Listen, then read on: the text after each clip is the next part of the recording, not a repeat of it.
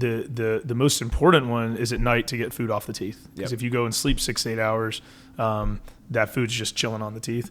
Most people think, oh, it's the candy causing the cavity. No, the bacteria feed on the sugar.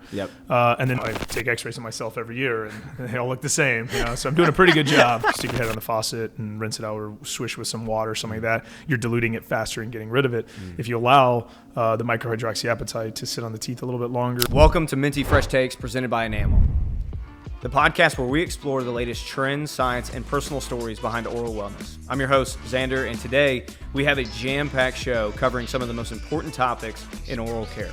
From celebrities to experts in the field, you're sure to hear dentistry content done in a fun way. So sit back, grab your popcorn and your floss because you'll need it after, and enjoy this conversation. Thanks for listening. Hey guys, welcome back to another episode of Minty Fresh Takes. We've got Dr. Jordan Harper in set today. Today we're going to be going through dentist sayings. What do they actually mean and why do they say them? Okay, and I felt like from my perspective, I really wanted to hear this because every time, for the average person that goes to the dentist, we're probably going to the dentist, twice a year, right? And when you go to see the dentist, as long as you're maintaining your teeth throughout the year, they say the same things sometimes when you come and see them. And so we're going to break down some of those sayings on why they're saying those sayings. All right. And these are unscripted, so you haven't seen these yet. I know. I have not seen anything. Let's do it. Here we go. So first one is brushing twice a day. Yep, sure. So the science behind brushing twice a day and for 2 minutes, right? That gives you, there's 4 quadrants of the mouth.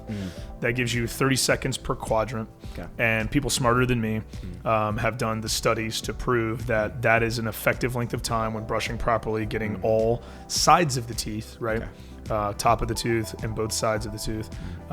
That's effective in helping remove the plaque and biofilms off the teeth that the bacteria feed on to produce the acid byproducts or create cavities, right? So the reason we say, twice a day, the most important one is at night to get food off the teeth. Because if you go and sleep 6 to 8 hours, that food's just chilling on the teeth.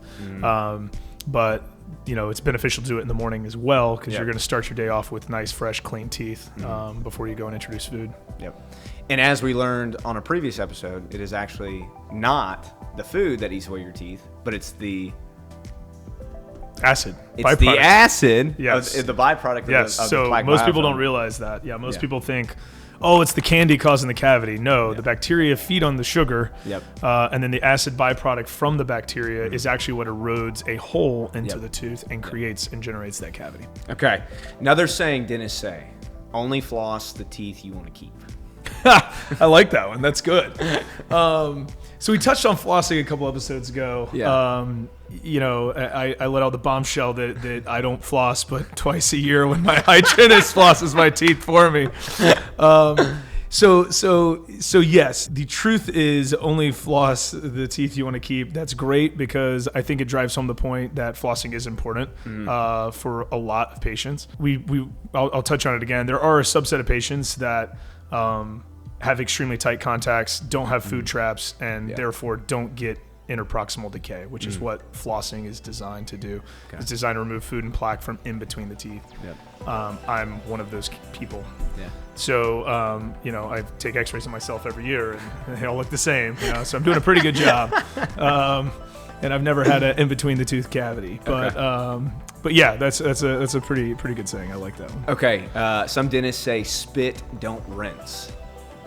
Spit, don't rinse. Yeah, so the reason they're saying that is that's increasing contact time. So typically they're saying that in reference to brushing your teeth. And so what that's doing is that's increasing the contact time of the active ingredient in the toothpaste with the teeth. If you stick your head on the faucet and rinse it out or swish with some water or something like that, you're diluting it faster and getting rid of it. If you allow the microhydroxyapatite to sit on the teeth a little bit longer, you're just giving the teeth the best fighting chance to have the active ingredient, the microhydroxyapatite, work. Okay. An electric toothbrush is better than mechanical. So, again, it's patient dependent. Okay. So for the vast majority of the general public, that answer is going to be yes. Okay. And that's purely because the vast majority of the public have poor brush technique. No one gets taught how to brush their teeth properly. Yeah. And so for the vast majority of people, the electronic toothbrush is going to help pick up the slack, right? It's going to help them in their deficient ways of brushing, so they're going to do it better, right? Yep. You can brush your teeth just as effectively with a manual toothbrush. You don't need to have an electric one, but you just have to brush properly with a manual toothbrush, right? So it's gentle circular motions. It's the 45-degree angles of the bristles to the teeth, and what that's doing is that's allowing the bristles the best chance to get up underneath the gums, gently removing any biofilm and plaque, and keeping the teeth as clean as possible. If your gums bleed, it's a warning sign. So that's good. I like this. Yes, it is a warning sign. There's definitely something going on. Here's the caveat. Most of my patients that I see, their gums start bleeding, so they stop brushing. Correct. That's the problem. Yep. The warning sign is you got something going on with your gums. So either A, probably go see your dentist, or B, brush and floss the area way better, because you either have food impacted, you've got some sort of inflammation going on because you've got some sort of biofilm subgingival that's causing irritation. You could even have an abscess, right? So yes, bleeding gums, not good, but that doesn't mean stop brushing. That means brush better, floss better, keep these things clean. Maybe go see a dentist if it persists for more than a week. Because the whole goal is to decrease that inflammation. The inflammation's present because the body's sending these specific cells to the area, right, to try and fight something, whether that's food, plaque, tartar, calculus buildup, whatever. Now, obviously, we have a new year coming up. So a lot of people put on their New Year's resolutions that they're going to get back to flossing. When they get back to flossing at the beginning of the year, they're likely going to start bleeding. Is that a sign, and for how long should they? Yeah. So if you are someone who doesn't floss but needs to be flossing, those people are out there, right? Yes, your gums will bleed. Yep. I mean, it's no different than like a callus on your hand, right? Or a callus on your foot. The gums sometimes need to toughen up a little bit. And so there's probably going to be some moments where they're tender.